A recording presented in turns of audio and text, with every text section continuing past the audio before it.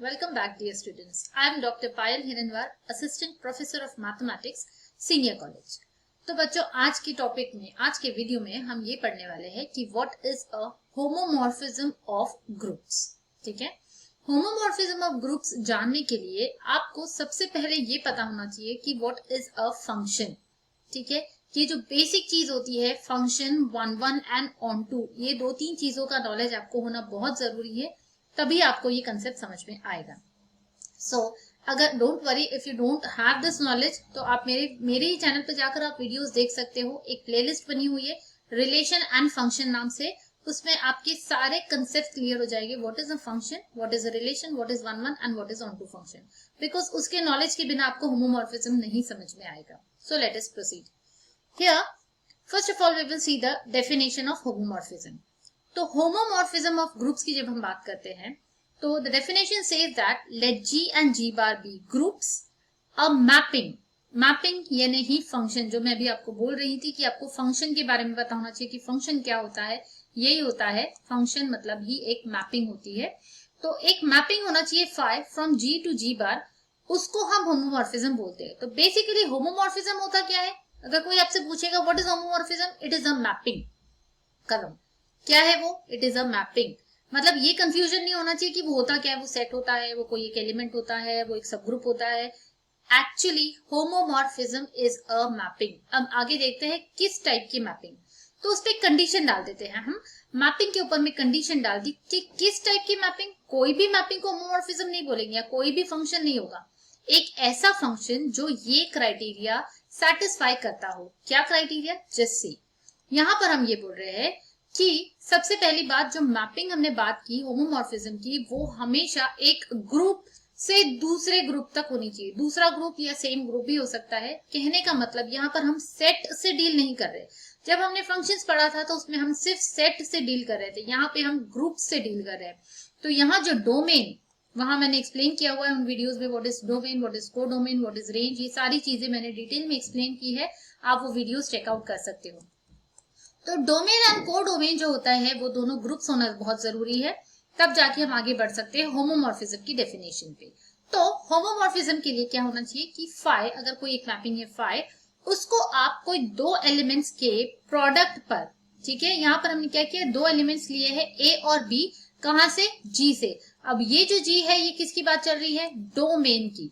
ठीक है, अगर आपने डोमेन से कोई दो एलिमेंट्स ले लिए, उनके बीच में बाइनरी ऑपरेशन लगा दिया, ये क्या दिख रहा है यहाँ पे? ए बी मतलब नॉर्मल मल्टीप्लीकेशन नहीं है, it is the binary operation whichever is present in जी।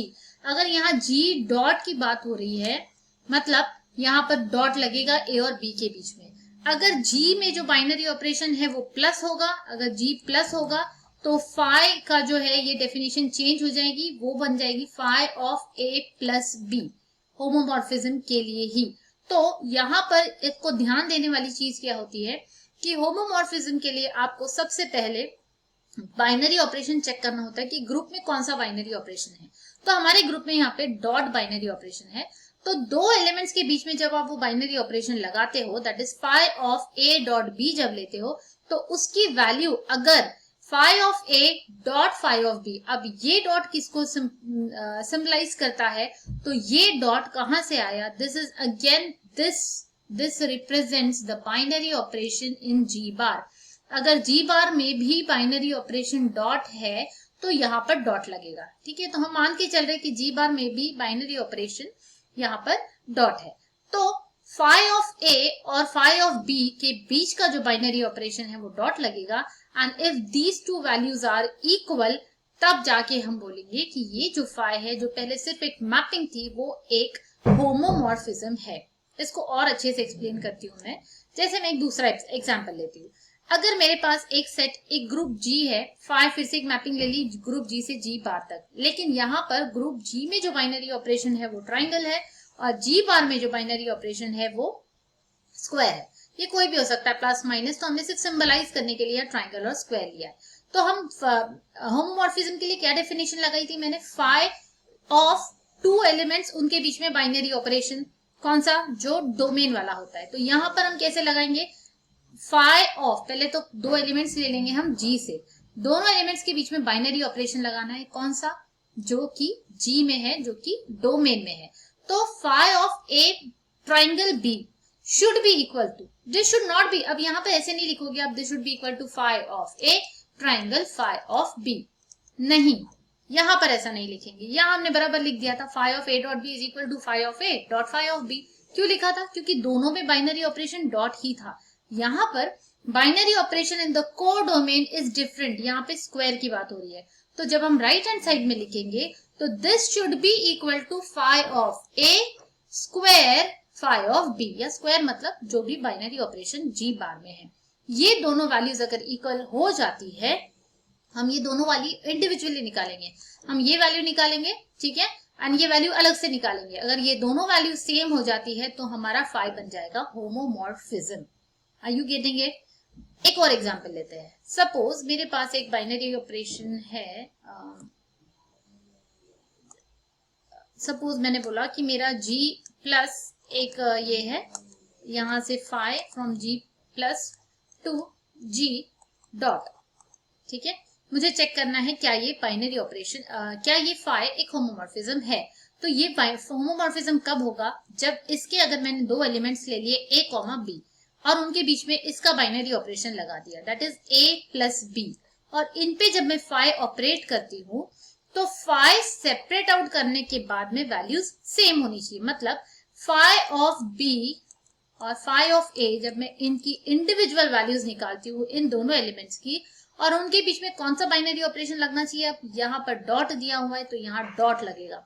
तो अगर ये दोनों वैल्यूज मैं अलग अलग किससे कैलकुलेट करूंगी, मैं लेफ्ट हैंड साइड निकालूंगी अलग से, उसकी वैल्यू चेक करूंगी, that means this, then right hand side अलग से निकालते हैं, उसको चेक करते हैं। अगर ये दोनों वैल्यू सेम हो जाती है तो ये फाई बन जाता है होमोमॉर्फिज्म। अब मैं एक एग्जांपल लेती हूँ जिससे आइडिया पूरी तरीके से क्लियर हो जाएगी। नाउ सी दिस एग्जांपल, पहले मैं सिंपल वाला एग्जांपल लेती हूँ, ठीक है। तो suppose this is my example, यहाँ पर मैंने बोला है कि phi from g to g, अब g टू g की बात हो रही है, और g क्या है यहाँ पे, it is a group of non zero real numbers under multiplication, under multiplication. इसका मतलब क्या, g एक ग्रुप है, उसके अंदर के एलिमेंट्स कैसे है, g के अंदर के एलिमेंट्स कैसे है, non zero real numbers, again real numbers मतलब सारे के सारे आ गए यहाँ पर, है ना, कॉम्प्लेक्स नंबर छोड़ के बाकी सारे आ गए।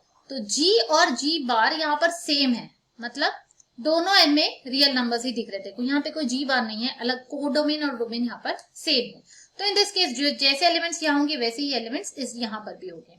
अंडर मल्टीप्लीकेशन मतलब यहाँ पे अगर हमने डॉट से सिंबलाइज कर लिया, नॉर्मल मल्टीप्लीकेशन की बात करें क्योंकि यह नंबर्स है, ठीक है, तो यहाँ पर भी वही ऑपरेशन लगेगा। तो हमें चेक क्या करना है कि क्या ये होमोमॉर्फिज्म है, ये फाई होमोमॉर्फिज्म कब होगा। सबसे पहले तो आपके दिमाग में आइडिया क्लियर होनी चाहिए होमोमॉर्फिज्म कब होगा, जब हमने यहां से अगर दो एलिमेंट्स ले लिए a और b फ्रॉम g, यहाँ g कौन सी किसकी बात हो रही है, डोमेन की, डोमेन से दो एलिमेंट्स ले लिए, उनके बीच में बाइनरी ऑपरेशन लगा दिया और उन पे फाई ऑपरेट कर दिया।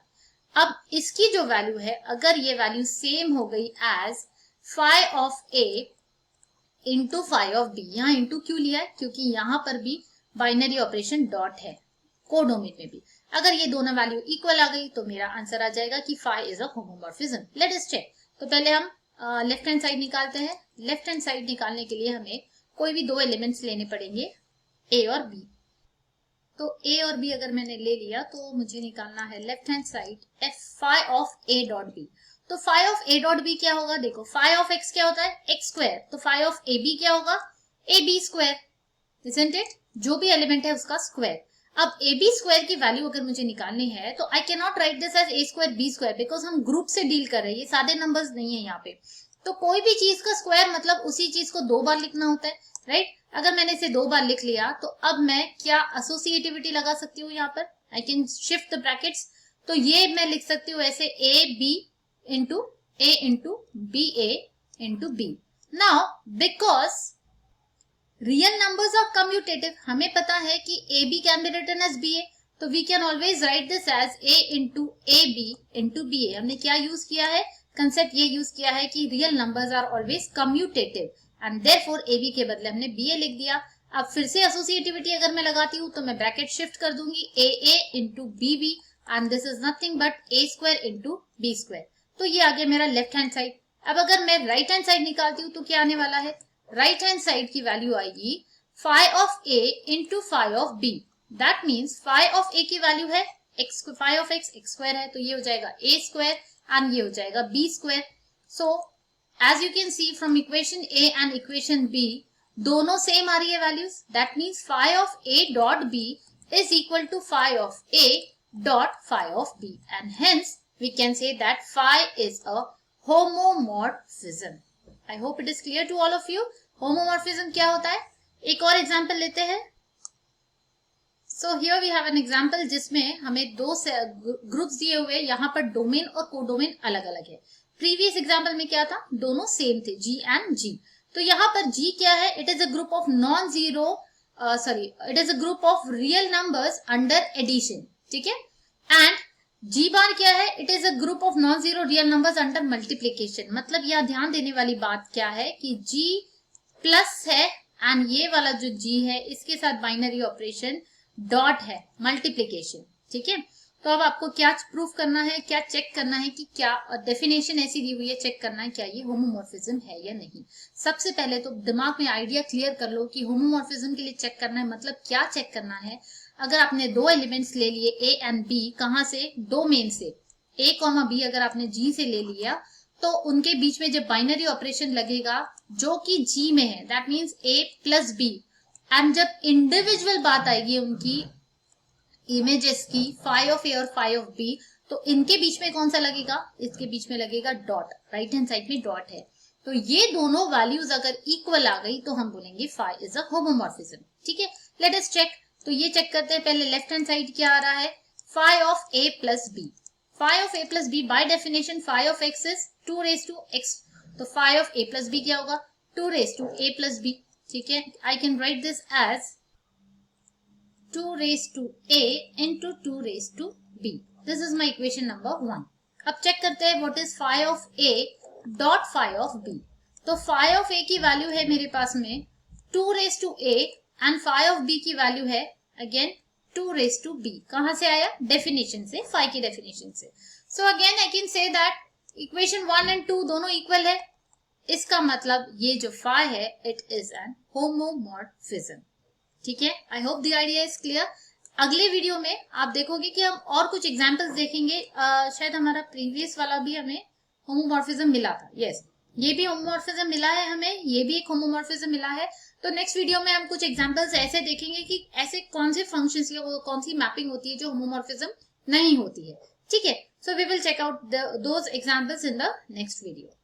आप लोगों को ये कंसेप्ट समझ में आ रहे हैं या नहीं आ रहे हैं, आप मुझे कमेंट करके जरूर बताइएगा, because that is the only way through which I will understand कि आप लोगों को समझ रहा है या नहीं। तो जरूर कमेंट कीजिए एंड अगर पसंद आया होगा तो लाइक कर दीजिए। एंड आई नो अभी तक तो चैनल सब्सक्राइब कर ही लिया होगा आपने। तो मिलते हैं नेक्स्ट वीडियो में।